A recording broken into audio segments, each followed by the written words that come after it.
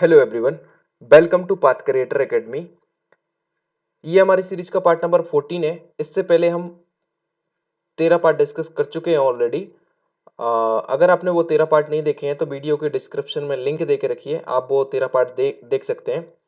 और ये 16 दिसंबर 2017 जो शिफ्ट 3 में पेपर हुआ था उसके अंदर जो क्वेश्चन पूछे गए थे वो क्वेश्चन है।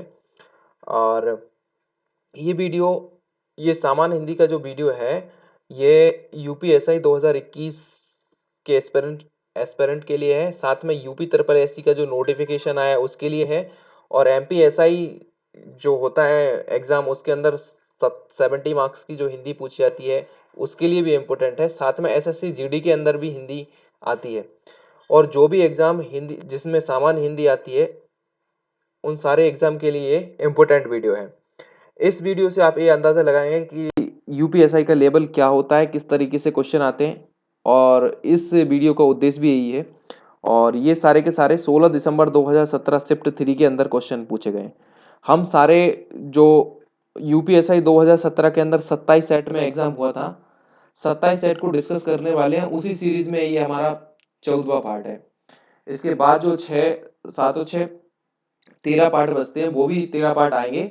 और ये हमारे पार्ट नंबर 14 है। नाउ यूपीएसआई का जो एग्जाम होता है, उत्तर प्रदेश सब इंस्पेक्टर, जिसे दरोगा भी बोलते हैं, ये 3 फेज में एग्जाम कंडक्ट होता है। पहला रिटन, दूसरा फिजिकल, तीसरा डॉक्यूमेंट वेरिफिकेशन। ठीक है।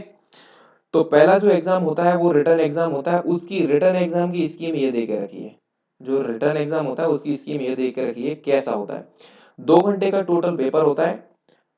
4 सब्जेक्ट रहते हैं। चारों सब्जेक्ट से 40-40 क्वेश्चन के 40-40 क्वेश्चन आते हैं। प्रत्येक क्वेश्चन जो रहता है 2.5 मार्क्स का रहता है। इस तरीके से प्रत्येक सब्जेक्ट 100 मार्क्स का आता है। सारे सब्जेक्ट जो है ना मिला के 400 नंबर का पेपर होता है। 2 घंटे का पेपर होता है, मतलब 120 मिनट और 400 मार्क्स। और क्वेश्चन रहते हैं 160। ठीक है। 2 हावर का पेपर रहता है। अभी उसी संदर्भ में रिटर्न एग्जाम में हम प्रीवियस ईयर क्वेश्चन पेपर, बोले तो P Y Q series, previous year जो पिछले साल मतलब 2017 में जो पूछे गए। ठीक है। तो सामान्य हिंदी की हम अभी डिस्कस कर रहे हैं। मूल विधि, संविधान और सामान्य ज्ञान के चैनल पर ऑलरेडी 6 से 7 वीडियो अपलोड है। 6 से 7 पेपर के बारे में किस तरीके से क्वेश्चन आए थे वो भी देख सकते हैं आप। और जो रीजनिंग है उसका भी एक पार्ट अभी अपलोड है चैनल पर। बहुत जल्दी इसके सारे पार्ट आएंगे। 27 पार्ट आना है टोटल, अभी एक पार्ट आया है, 26 पार्ट बचे हुए हैं।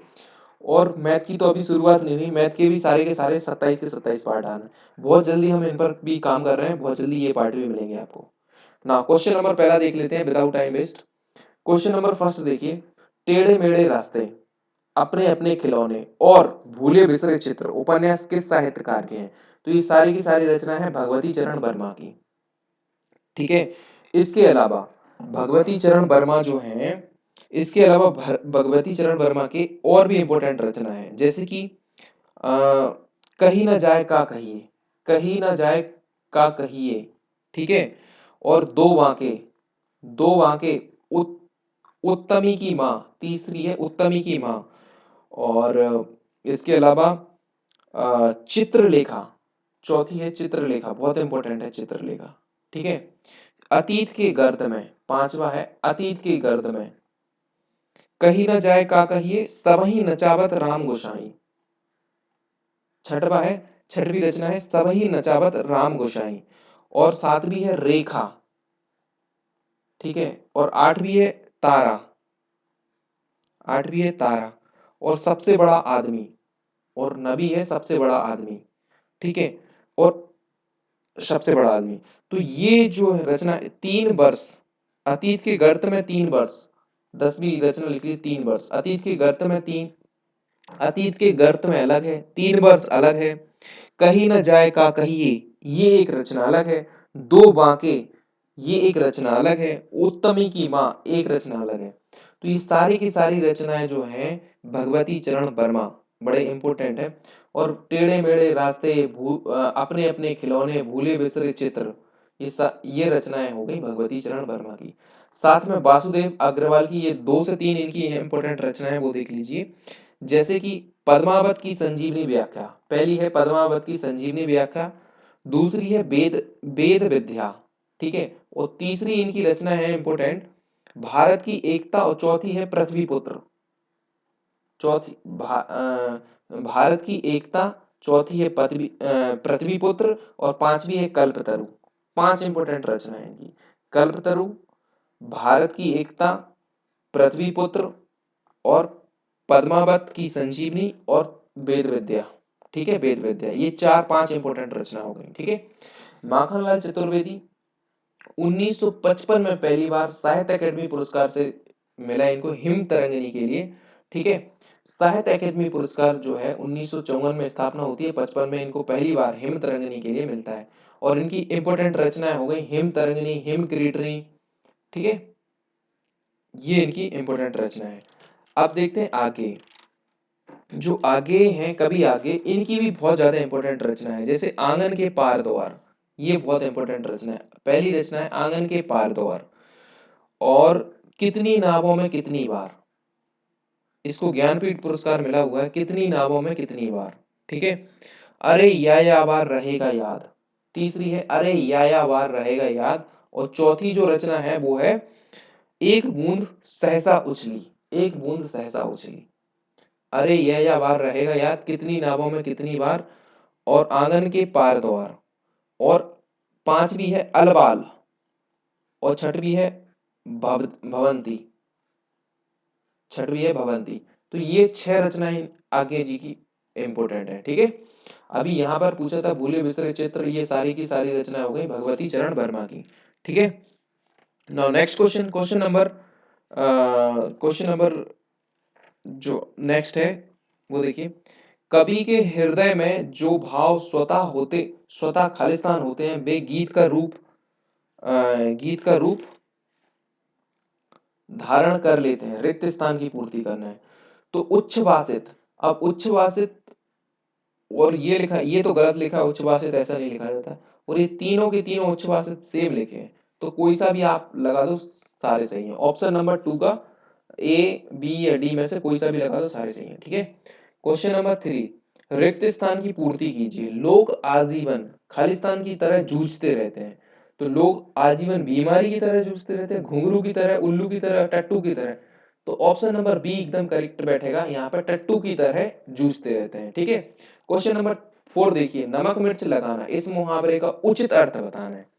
नमक ईर्ष्या करना, नहीं ये तो नहीं होता। तीखा खाना, नहीं ये भी नहीं होगा। बड़ा चढ़ा कर कहना, गुस्सा दिलाना। नमक मिर्च लगाना मतलब बड़ा चढ़ाकर कहना, कोई भी चीज है ना, बड़ा चढ़ाकर बात कहना मतलब नमक मिर्च लगाना, ठीक है। क्वेश्चन नंबर 4 का बी आंसर हो जाएगा। क्वेश्चन नंबर 5 देखिए, दिए गए विकल्पों में से कौन सा विकल्प कालवाचक क्रिया विशेषण नहीं है। क्रिया विशेषण मतलब कालवाचक क्रिया, देखिए विशेषण जो रहते हैं वो चार टाइप के रहते हैं, ठीक है। पहला रहता है कालवाचक क्रिया विशेषण, दूसरा रहता है स्थानवाचक क्रिया विशेषण, तीसरा रहता है सर्वनामिक क्रिया विशेषण, चौथा जो रहता है परिमाणवाचक क्रिया विशेषण, परिमाणवाचक क्रिया विशेषण, और का काल नहीं काल सार्वनामिक क्रिया विशेषण, सॉरी सार्वनामिक क्रिया विशेषण होता है, ठीक है। तो ये सार्वनामिक क्रिया विशेषण, संख्यावाचक क्रिया विशेषण, और परिमाणवाचक और गुणवाचक, ये चार प्रकार के विशेषण होते हैं, ठीक है। अभी यहां पर क्वेश्चन पूछा है कि कालवाचक क्रिया विशेषण, कालवाचक क्रिया किसे, आजकल, बाहर भीतर, प्रतिवर्ष में टाइम, बहुधा मतलब बहुत ज्यादा, और बाहर भीतर, तो ये स्थानवाचक क्रिया विशेषण है, ठीक है। तो यही पूछा है कि कालवाचक क्रिया विशेषण नहीं है, तो ये ऑप्शन नंबर सी एकदम करेक्ट आंसर हो जाएगा, ठीक है। और बाकी तीनों जो है ना वो कालवाचक क्रिया विशेषण है। ना क्वेश्चन नंबर 6 देखिए, हाथ मलते रह जाना, इस मुहावरे का है। हाथ मलते रह जाना यानी पछताना, option number C correct answer हो जाएगा, ये तीनों गलत है, ठीक है। नाउ नेक्स्ट क्वेश्चन देखिए, विरह हस्ती तन सालो घाय करे चित चूर, इनमें से अलंकार है। देखिए श्लेष अलंकार वो रहता है जब कोई एक वर्ड आता है और उस वर्ड के कई मीनिंग निकलते हैं, कई मतलब श्लेष मतलब होता है चिपका हुआ, कई अर्थ निकलते हैं, तो वहां पर श्लेष अलंकार होता है। जैसे पानी पानी गए ना उबरे मोती मानस चून, वो जो उदाहरण है उसमें पानी के 3 अर्थ निकलते हैं, ठीक है, तो वहां पर श्लेष अलंकार हो जाता है। रूपक अलंकार में क्या होता है, जब उपमेय में उपमान का अभेद रूप से आरोपण लगा देते हैं, जैसे चरण कमल बंदो हरिराई, तो वहां पर रूपक अलंकार हो जाता है, ठीक है। फिर यह है पुनरुक्ति प्रकाश, पुनरुक्ति अलंकार।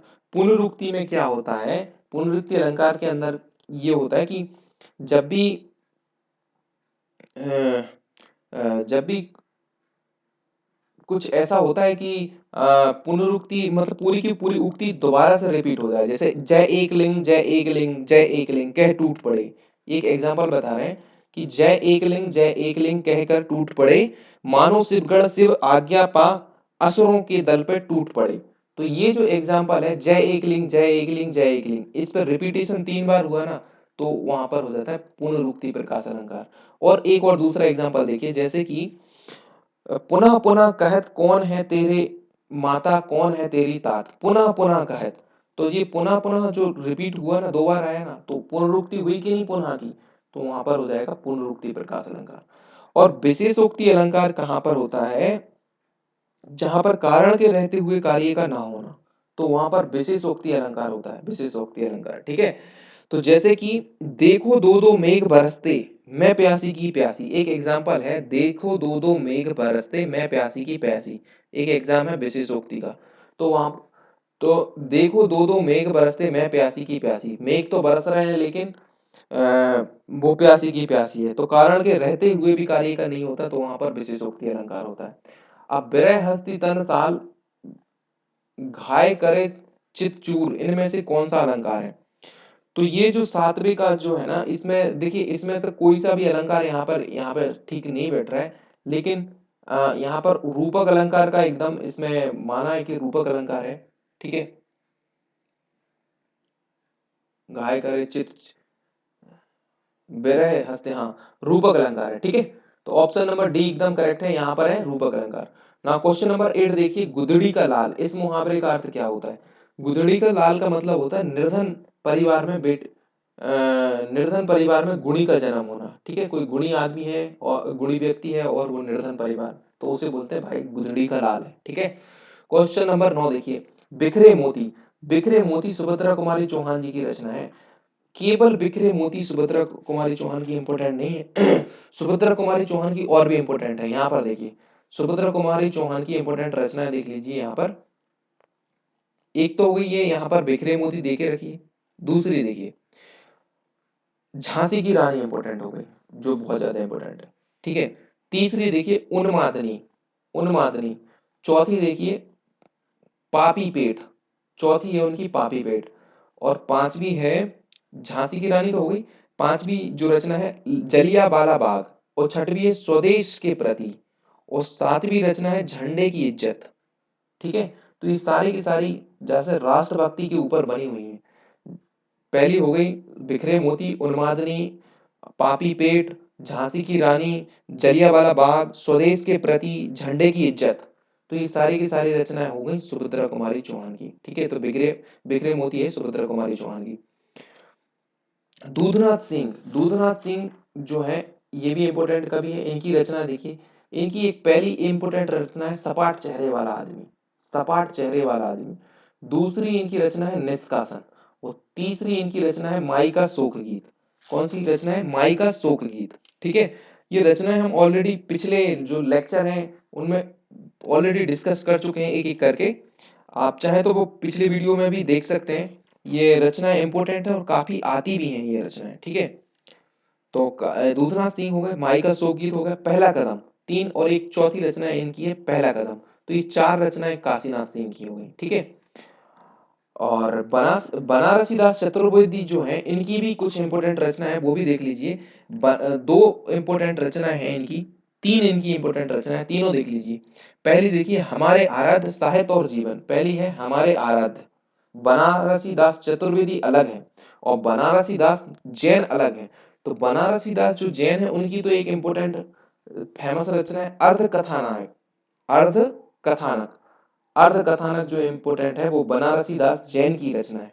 ये है बनारसी दास चतुर्वेदी। तो इनकी इम्पोर्टेंट रचना हो गई एक पहली हमारे आराध्य, और दूसरी जो रचना हो गई वो है साहित्य और जीवन, और तीसरी जो है इंपॉर्टेंट रचना है वो कवि रत्न सत्यनारायण की जीवनी। कवि रत्न सत्यनारायण की जीवनी इन्होंने लिखी है, वो तीसरी रचना हो गई। साहित्य और जीवन और हमारे आराध, बनारसी दास चतुर्वेदी। ठीक है ना। क्वेश्चन नंबर 10 देखिए, वह व्यक्ति न्याय प्रिय था, बर्तन बर्तनीगत त्रुटि सुधारे। व्यक्ति नहीं होता, व्यक्ति होता है, तो व्यक्ति तो यहाँ पर लिखा है, वह व्यक्ति न्याय प्रिय था। ऑप्शन नंबर डी एकदम करेक्ट आंसर हो जाएगा। ठीक है ना। क्वेश्चन नंबर 11 देखिए, अच्छाइयों को ग्रहण करो और बुराई का त्याग। रेखांकित शब्द का त्रुटि सुधारें। रेखांकित शब्द इधर है, मतलब बुराई का, बुराई में रेखांकित शब्द है, उसको त्रुटि सुधारें। बुराई का त्याग नहीं, बुराइयों का, अच्छाइयों को ग्रहण करो, बुराइयों का त्याग करो। तो ऑप्शन नंबर सी एकदम करेक्ट आंसर हो जाएगा। ठीक है ना। क्वेश्चन नंबर 12 देखिए, चारु चंद्रलेख किस उपन्यासकार की रचना है। देखिए चारु चंद्रलेख जो है वो हजारी प्रसाद द्विवेदी की रचना है। साथ में चारु चंद्रलेख अनामदास का पोथा, अनामदास का पोथा, बाणभट्ट की आत्मकथा और आलोक पर्व। अनामदास का पोथा, बाणभट्ट की आत्मकथा और आलोक पर्व, ये इनकी बहुत ज्यादा इंपॉर्टेंट रचना है। ठीक है, साथ में इनकी एक और रचना है पुनर्नवा, चौथी है पुनर्नवा, और ये चारुचंद्र लेख। तो एक दो तीन चार पांच रचनाएं इनकी इंपॉर्टेंट हो गई, चारुचंद्र लेख, पुनर्नवा, अनामदास का पोथा, बाणभट्ट की आत्मकथा और आलोक पर्व। ठीक है, ये पांच इनकी इंपॉर्टेंट रचना हो गई, हजारी प्रसाद द्विवेदी। ठीक है, दूसरे कवि हैं अमृतलाल नागर। अमृतलाल नागर की भी अमृत और विष, अमृत और लाल नागर की इंपॉर्टेंट रचना है अमृत और विष। ठीक है, ये तो एक इंपॉर्टेंट इनकी रचना हो गई अमृत और विष। साथ में दूसरी इनकी इंपॉर्टेंट रचना है जो है वो है बिखरे तिनके। जैसे बिखरे मोती सुभद्रा कुमारी चौहान की है, तो इनके हैं बिखरे तिनके। ठीक है, बिखरे तिनके। और तीसरी जो रचना है इनकी मानस के हंस और महाकाल, मानस के हंस, महाकाल और शतरंज के मोहरे, शतरंज के मोहरे और सुहाग के नुपुर। पांचवी रचना है सुहाग के नुपुर। और मानस के हंस, शतरंज के मोहरे, बिखरे तिनके, अमृत और विष और महाकाल, ये छह इनकी इंपोर्टेंट रचना हो गई, महाकाल। ठीक है, अब तीसरे जो कवि हैं हरिवंश राय बच्चन। हरिवंश राय बच्चन की भी मधुशाला इनकी इंपोर्टेंट रचना देख लीजिए। हरिवंश राय, पहली है मधुशाला, पहली है मधुशाला, दूसरी है मधुबाला और तीसरी है मधुकलश। तीन तो ये हो गई, मधुशाला, मधुकलश, मधुबाला, तीन रचना ये हो गई। चौथी रचना है आरती और अंगारे, आरती और अंगारे। और पांचवी रचना है सूत की माला। पांच रचनाएं इनकी इंपॉर्टेंट हो गई, सूत की माला, आरती और अंगारे, पांचवी हो गई सूत की माला। ठीक है, अब जो लास्ट का भी है वो है रामविलास शर्मा। इनकी भी रचनाएं देख लीजिए, क्योंकि रचनाएं बहुत ज्यादा इंपॉर्टेंट है, रचनाएं तो सारी याद करना पड़ेगी। रामविलास शर्मा जी की कौन कौन सी रचना है। रामविलास शर्मा की पहली जो रचना है, जिसके लिए सबसे पहले भारत के भाषा परिवार और हिंदी, जो इम्पोर्टेंट रचना है जिसके लिए इन्हें अवार्ड मिला था, भारत के भाषा परिवार और हिंदी। और जो दूसरी रचना है निराला की साहित्य साधना। ठीक है, और तीसरी जो रचना है ब्राह्म चिन्ह। चौथी है भाषा और समाज। ठीक है, ब्राह्म चिन्ह, भाषा और समाज, और भारतेंदु युग और हिंदी भाषा का विकास, हिंदी भाषा की विकास परंपरा। हरिश्चंद्र, भारतेंदु हरिश्चंद्र भी इनकी एक रचना है, भारतेंदु हरिश्चंद्र। और छठवीं है भारतेंदु युग, हिंदी भाषा की विकास परंपरा। ठीक है, ब्राह्म चिन्ह, ब्राह्म चिन्ह, भारत के भाषा परिवार और हिंदी, निराला की साहित्य साधना, ये सारी की सारी रामविलास शर्मा जी हैं जो इनकी रचना है। ठीक है, ये 5 से 6 इंपोर्टेंट, हर कवि की 5 से 6 इंपोर्टेंट रचना है। ठीक है, क्वेश्चन नंबर 12 का आंसर हो जाएगा चारुचंद्र लेख का ए आंसर है। ठीक है ना। क्वेश्चन नंबर 13 देखिए, मलिक मोहम्मद जायसी ने किस भाषा का सरल और साधारण रूप अपनाया। मलिक मोहम्मद जायसी की भाषा है अवधी। कौन सी है, अवधी। ठीक है, पद्मावत इनकी इंपोर्टेंट रचना है मलिक मोहम्मद जायसी जी की। क्वेश्चन नंबर 14 देखिए, स्त्री, स्त्री शब्द का बहुवचन। स्त्री शब्द का बहुवचन जो है वो क्या हो जाएगा, स्त्री का हो जाएगा स्त्रियां। स्त्री मतलब एक स्त्री, स्त्रियां मतलब बहुत सारी स्त्री। ठीक है, क्वेश्चन नंबर 15 देखिए, समानाधिकार और व्याधिकरण किसके भेद हैं? देखिए, अव्यय जो रहता है, अव्यय 4 टाइप के रहते हैं। कितने टाइप के रहते हैं? 4 टाइप के। पहला जो अव्यय रहता है वो है क्रिया विशेषण, दूसरा रहता है संबंध बोधक, तीसरा रहता है समुच्चय बोधक और चौथा रहता है विस्मयादि बोधक। जो क्रिया विशेषण रहता है वो भी 4 टाइप के रहते हैं, ठीक है। क्रिया विशेषण भी 4 टाइप के रहते हैं। जो संबंध बोधक रहते हैं, जो संबंध बोधक रहते हैं, संबंध बोधक भी, संबंध बोधक जो अव्यय रहते हैं और समुच्चय बोधक जो अव्यय रहते हैं, ठीक है। संबंध बोधक और समुच्चय बोधक जो अव्यय रहते हैं वो, तो ये जो ऑप्शन क्वेश्चन नंबर 15 जो है, क्वेश्चन नंबर 15 जो है वो समुच्चय बोधक का आंसर हो जाएगा। क्योंकि देखिए समुच्चय बोधक संबंध बोधक जो रहते हैं ना और समुच्चय बोधक, समुच्चय बोधक के 2 टाइप रहते हैं, एक रहता है समानाधिकरण और एक रहता है व्याधिकरण, ठीक है। तो ये जो व्याधिकरण जो है ऑप्शन नंबर ए एकदम करेक्ट आंसर हो जाएगा, समुच्चय बोधक में आ जाएगा, ठीक है। तो देखिए अव्यय जो रहते हैं, शुरू से देखिए, अव्यय रहते हैं 4 टाइप के रहते हैं। पहला जो रहता है क्रिया विशेषण अव्यय, दूसरा रहता है संबंध बोधक अव्यय, तीसरा रहता है समुच्चय बोधक अव्यय, चौथा रहता है विस्मयादि बोधक अव्यय, ठीक है। तो क्रिया विशेषण अव्यय 4 टाइप के रहते हैं और जो समुच्चय बोधक अव्यय रहते हैं ये 2 टाइप के रहते हैं और जो संबंध बोधक अव्यय रहते हैं और वो उसके भी टाइप रहते हैं और जो विस्मयादि बोधक रहते हैं उसके भी टाइप रहते हैं, अलग अलग विस्मय हे हो हरे स्थिर, ठीक है। तो ये जो है रहता है समुच्चय बोधक जो अव्यय रहता है उसके टाइप होते हैं समानाधिकरण और व्याधिकरण, ठीक है। ऑप्शन नंबर ए एकदम करेक्ट आंसर हो जाएगा। क्वेश्चन नंबर 16 देखिए, कितने प्रश्न हल करने हैं इस वाक्य में विशेषण भेद है। देखिए विशेषण जो रहता है वो परिमाणवाचक विशेषण रहता है, सर्वनामिक विशेषण रहता है, संख्यावाचक विशेषण रहता है, गुणवाचक विशेषण। विशेषण के 4 भेद होते हैं और चारों भेद ये देकर रखे। अब कितने प्रश्न हल करना है, तो ये अनिश्चित संख्यावाचक, संख्यावाचक भी 2 टाइप के रहते हैं, एक निश्चित संख्यावाचक और दूसरा अनिश्चित संख्यावाचक। तो संख्यावाचक में 2 टाइप, जैसे निश्चित संख्यावाचक में क्या हो जाएगा 5, 10, 15 और अनिश्चित संख्यावाचक में क्या होता है कितने प्रश्न हल करने हैं, तो ये अनिश्चित संख्यावाचक है, ठीक है। तो ऑप्शन नंबर बी एकदम करेक्ट आंसर हो जाएगा। क्वेश्चन नंबर 16 का बी आंसर है, ठीक है। क्वेश्चन नंबर 16 का बी आंसर। ना क्वेश्चन नंबर 17 देखिए, बहु का बहुवचन बनाना है, बहु का बहुवचन। तो बहु का बहुवचन बहु होगा, बहु होगा, बहु। ऑप्शन नंबर ए करेक्ट हो जाएगा। तो देखिए बहु जो है पहले नंबर तो ये स्त्रीलिंग है और स्त्रीलिंग में उकारांत है। जब भी उकारांत से हम बहुवचन बनाते हैं तो हम ए एडी पर चंद्रबिंदी की मात्रा का प्रयोग करते हैं। तो ऑप्शन नंबर ए एकदम करेक्ट आंसर हो जाएगा, ठीक है। ना क्वेश्चन नंबर नेक्स्ट देखिए 18, आदि का विलोम शब्द, आदि का विलोम होता है अंत। ऑप्शन नंबर सी एकदम करेक्ट आंसर हो जाएगा। क्वेश्चन नंबर 19 देखिए, कल तापमान अधिक होगा, इस वाक्य का काल पहचानना है। तो काल कौन सा है, कल भविष्य के बारे में बात कर रहा है कि नहीं। तो क्वेश्चन नंबर 19 का बी आंसर हो जाएगा कि नहीं, भविष्य काल है, ठीक है। कल तापमान अधिक होगा, भविष्य की बात कर रहा है, ऑप्शन नंबर बी करेक्ट है।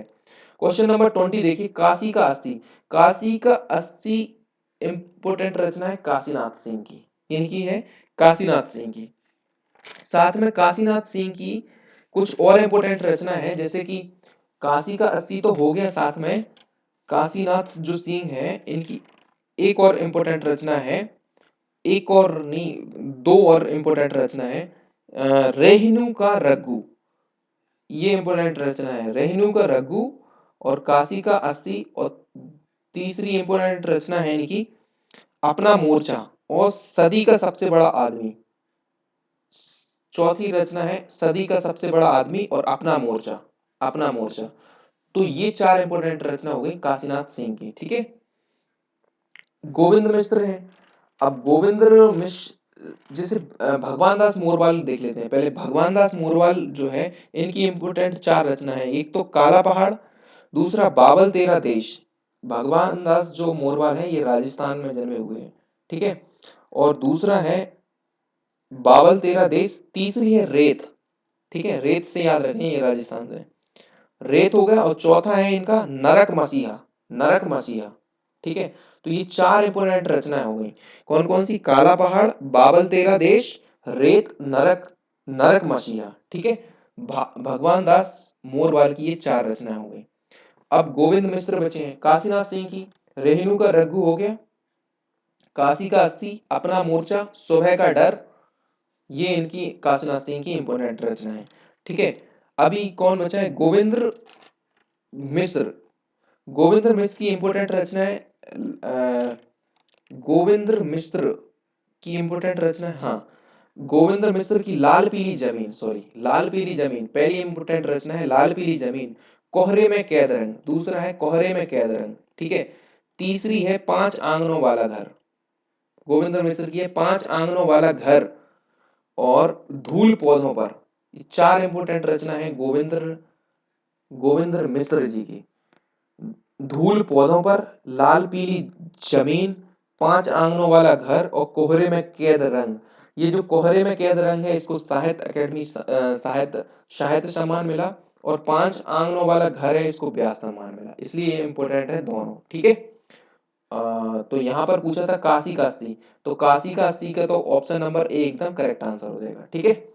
नाउ नेक्स्ट क्वेश्चन देखिए, क्वेश्चन नंबर 21 क्या कहता है? पुल्लिंग शब्द का चयन करना है। तो ये इसके ऑप्शन ही गलत दिए, ये क्वेश्चन ही गलत है, ठीक है।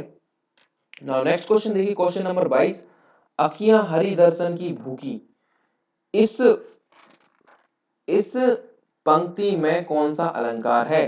क्वेश्चन नंबर 22 बात देखिए, अखियां हरि दर्शन की भूखी, जो आंखें हैं हरि दर्शन की भूखी। क्वेश्चन नंबर देखिए, उपमा उपमा अलंकार में क्या होगा? सा सत्रह समान, जब भी ऐसे वर्ड आते हैं तो वहां पर उपमा अलंकार होता है। उपमा का ये तो ये है नहीं है। बकरोती, कहा कुछ और जाता है, सुन कुछ और लिया जाता है, वहां बकरोती अलंकार होता है। बकरोती दो टाइप का होता है, काकू बकरेती, श्लेष बकरोती, ठीक है। वृत्त अनुप्रास, जब भी व्यंजन वर्ण की आवृत्ति दो से अधिक बार होती है, वहां पर वृत्त अनुप्रास होता है। जैसे शेष महेश दिनेश गणेश, ये जो है ना, शेष महेश दिनेश, जो ये आ, है वो वृत्तानुप्रास का है, ठीक है। और मानवीकरण में क्या होता है? आ, जब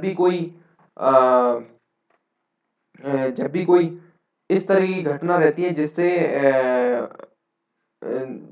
प्राकृतिक ऐसी घटना रहती है जिसमें आ, जिसमें जिसमें ऐसा लगता है कि ये मानव के व्यवहार जैसी कोई घटना रहती है, प्राकृतिक घटना मानव के व्यवहार के जैसे वर्णन करती है, तो वहां पर मानवीकरण करण अलंकार होता है।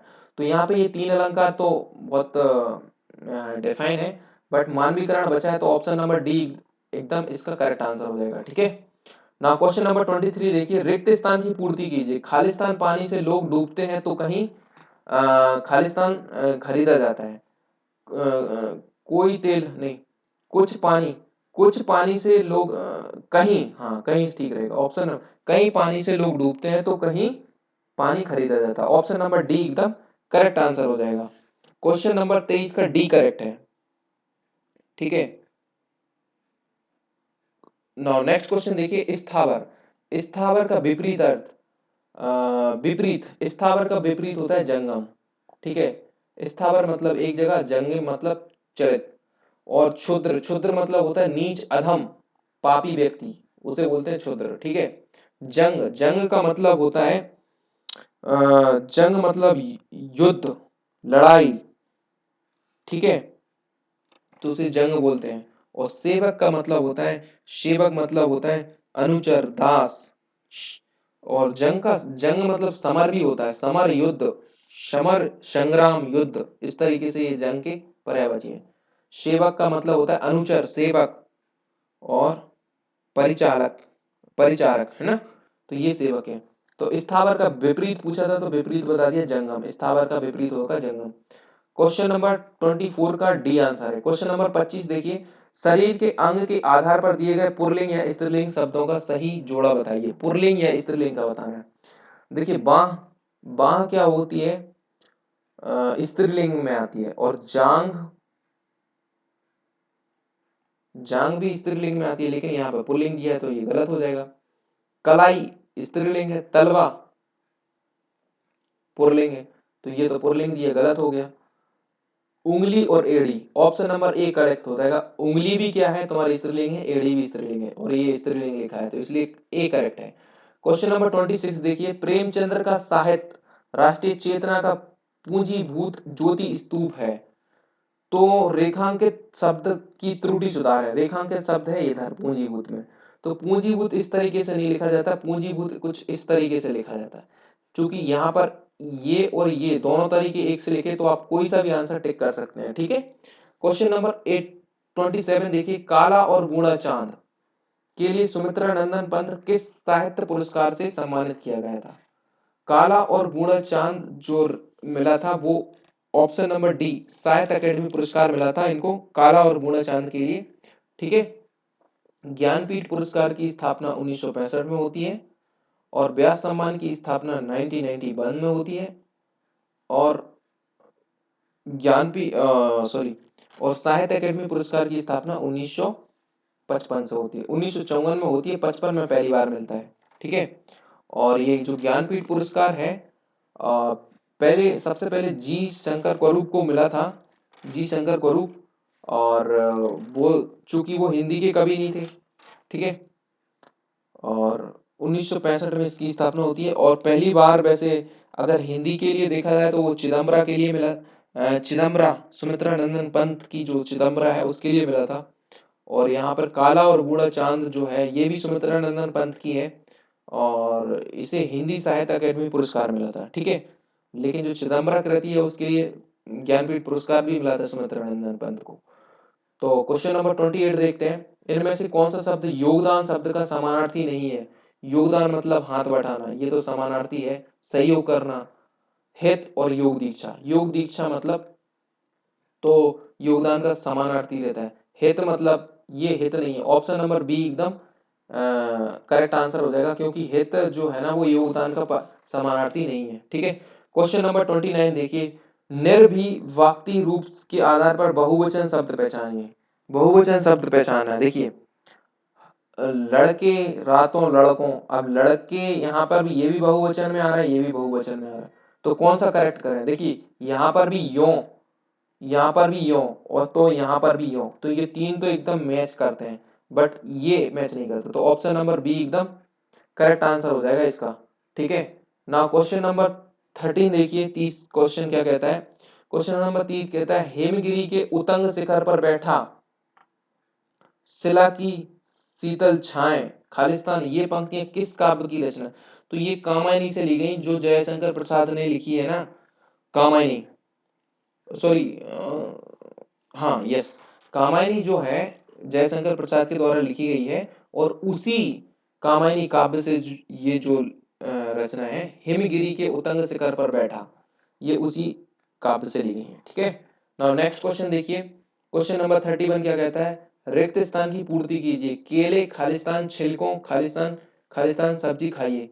केले के छिलकों की, केले के छिलकों की सब्जी खाइए, का सब्जी खाइए, छिलकों का सब्जी, छिलकों का सब्जी थोड़ी होगा।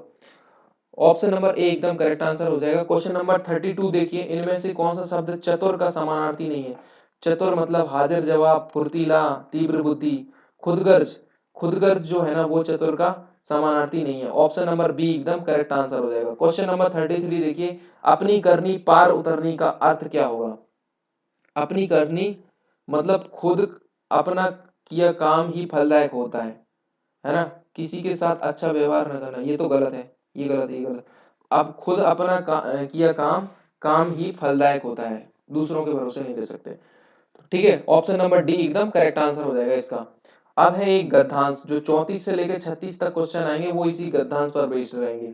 संसार में कुछ भी असाध्य असंभव नहीं है। असंभव और असाध्य जैसे शब्द कायरों के लिए हैं, नेपोलियन के लिए ये शब्द उसके शब्दकोश में नहीं थे। क्या बापू शरीर से शक्तिशाली थे, क्या वे पतली सी लंगोटी पहने लकड़ी के सहारे चलते थे, परंतु उनके विचार सशक्त थे, भावनाएं शक्तिशाली थी, उनके साहस को देखकर करोड़ों भारतीय उनके पीछे थे। ब्रिटिश साम्राज्य उनसे कांप गया, अहिंसा के सहारे उन्होंने भारत को स्वतंत्र कराया। यह विश्व का एक अद्वितीय उदाहरण है। कहते हैं अकेला चना भाड़ फोड़ सकता है, हाँ भाड़ हाँ फोड़ सकता है यदि उसमें साहस हो तो। ये आपका पूरा गद्यांश था। अब इसी पे क्वेश्चन आएंगे, देखिए असाध शब्द में आ उपसर्ग का क्या अर्थ है? आ मतलब क्या होता है? निषेध होता है ना, तक होता है कि आधा होता है पूरा, असाध्य।